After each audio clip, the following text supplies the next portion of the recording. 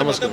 So ఇప్పుడు మనకి తెలంగాణ రాష్ట్రంలో నో డ్రగ్స్, యాంటీ డ్రగ్స్ అని చెప్పేసి ప్రతి పార్టీ నుంచి కూడా వినిపించే నినాదం. మరి బీఆర్ఎస్ పార్టీకి ఏమైంది అన్నట్టు పైలట్ రోహిత్ రెడ్డి తన ప్రైవేట్ ఫామ్ హౌస్లో కూడా 2 grams కొకెన్తో, అది కూడా టీడీపీ ప్రజెంట్ ఎంపీ పుట్ట మహేష్తో దొరకడం జరిగింది కదా, దానిపైన మీ అభిప్రాయం?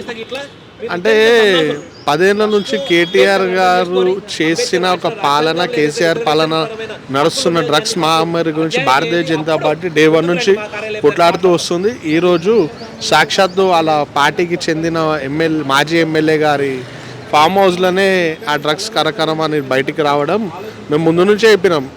వీళ్ళు డ్రగ్స్ని ఎంకరేజ్ చేసేవాళ్ళు, వీళ్ళపై కఠినంగా శిక్షించాలని చెప్పి మేము పోరాటం చేస్తున్నాం. అది ఇప్పుడు ప్రజల ముందు బయటపడడం జరిగింది.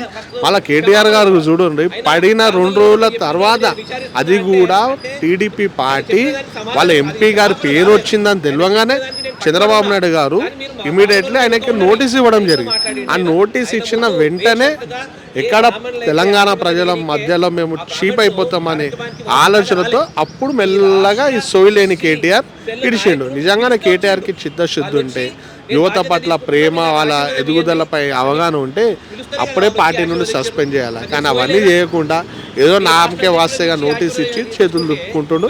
మేము తెలంగాణ ప్రభుత్వాన్ని, రేవంత్ రెడ్డి గారిని ఏ విధంగా అయితే నువ్వు పీకుడు మాటలు మాట్లాడినావో డ్రగ్స్ రహిత రాష్ట్రంగా డిక్లేర్ చేస్తాను, నువ్వు వీళ్ళపైన అంతా కఠినంగా శిక్షిస్తామని చెప్పి మేము ఆశిస్తున్నాం.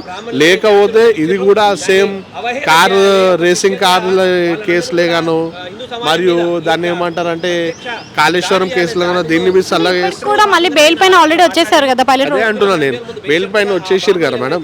కానీ ఎంక్వైరీ ప్రాసెస్ అనేది డీటెయిల్గా జరిగి ఆ నిందితులను కఠినంగా శిక్షించాలి. లేకపోతే సేమ్ ఫోన్ ట్యాపింగ్ కేసులనే నామకేవాస్ చేసి ఏదో బీఆర్ఎస్ పార్టీతో ములాఖాత్ అయ్యి వాళ్ళతో ఏమైనా లోపాయకార ఒప్పందంకి వేసుకోవడానికి చేసిన కేసులు అన్నట్టే ప్రజలు భావిస్తారు.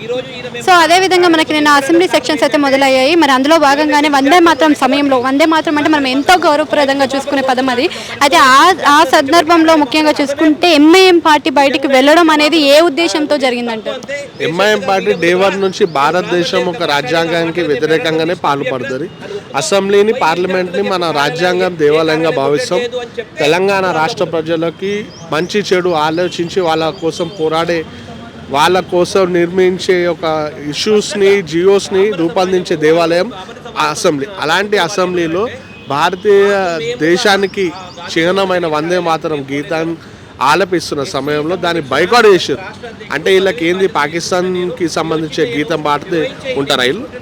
ఈ కొడుకులు పొద్దాలేసేమో రాజ్యాంగం పదవిలో వండుకుంటూ బాబాసాహెబ్ ఇచ్చిన రాజ్యాంగాన్ని అనుసరిస్తున్న పదవిలో బతుకుతారు. కానీ దేశానికి సంబంధించిన వందే మాతరం గీతాన్ని ఆలపిస్తుంటే దాన్ని అవమానపరుస్తూ అసెంబ్లీకి నుంచి వాకౌట్ చేసిరి దొంగన కొడుకులు. ఎంఐఎంలు ఎప్పటికి కూడా భారతదేశానికి వ్యతిరేకం, భారతదేశం యొక్క అస్తిత్వానికి వీళ్ళు వ్యతిరేకంగా పనిచేస్తారు.